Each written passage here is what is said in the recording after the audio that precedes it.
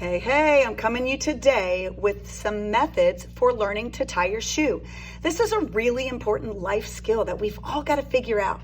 So, chunk the Crocs, chunk the slide-ons, get that laced shoe, and let's figure it out together. So, you might have learned in the past what I would consider a traditional method. There's kind of two methods that your parents probably taught you, and they both start with crossing the laces and putting one of them underneath and pulling it tight. So you've got that basic cross before you even begin. So a lot of people will teach the loop, swoop, and pull method. So we've got a loop, you swoop it around the loop, and then you push it through the bottom.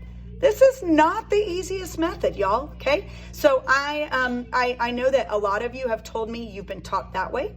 And I know a lot of people have also been taught to do the two loops, the bunny ears, where they cross and go through just like you do on the original. That's also a great method. However, if you've tried both of those ways and you were looking for a new strategy, I am here to show you that today.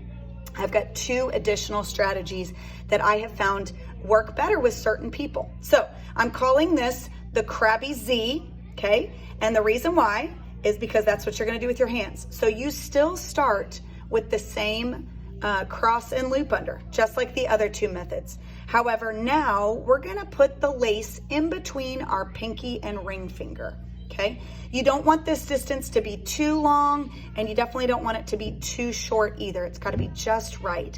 Then you're gonna make two crabs with your pointer and thumb, okay? The right hand is going to loop over the lace, and the left hand is gonna loop under the lace. This is where the Z comes in. So I've now got a Z on its side. It's a sideways Z. My right hand is gonna turn just a little bit so that it's kind of an up and down crab, okay? Instead of a side to side crab, now it's up and down. And I'm going to grab this lace, and at the same time, my left hand is gonna grab the lace, and we are gonna pull. Boom. All right, I'm gonna do that a little bit faster now. Okay, so fingers in between, you make the crab. This hand loops over, this hand loops under, and my right hand is kind of going sideways a little bit so that it is fingernail on top, and I'm grabbing the opposite lace and pulling. All right, give that one a try. If that doesn't work for you, let me show you another great, easy method. We're gonna untie, and we're actually gonna get rid of this first step, okay? Your lace is gonna tuck. A lot of shoes have this second little hole. You're gonna tuck it right there in that hole. Now, if you don't have a second little hole, you can also poke it inside the same little hole that the lace comes out of. That'll work too.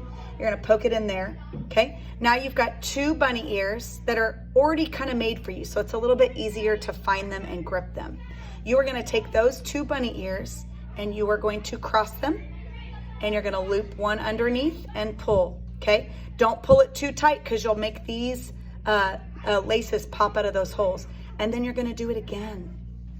This creates a pretty natural double knot right there. And you're gonna pull those laces out. Look at that, bam, you've got a double knot, easy peasy. Let me do that one more time. Okay, so start, no initial step here. Tuck that lace in, tuck that lace in. You're gonna grab your bunny ears, cross them, tuck one of them under, don't pull too hard, and then do it again. Boom, pull those laces out. Double knot. So there are two new methods for you to try out. In addition to the ones you might have already tried. Give it a try. I don't want to hear any more I can't. We're going to say I can tie my shoes.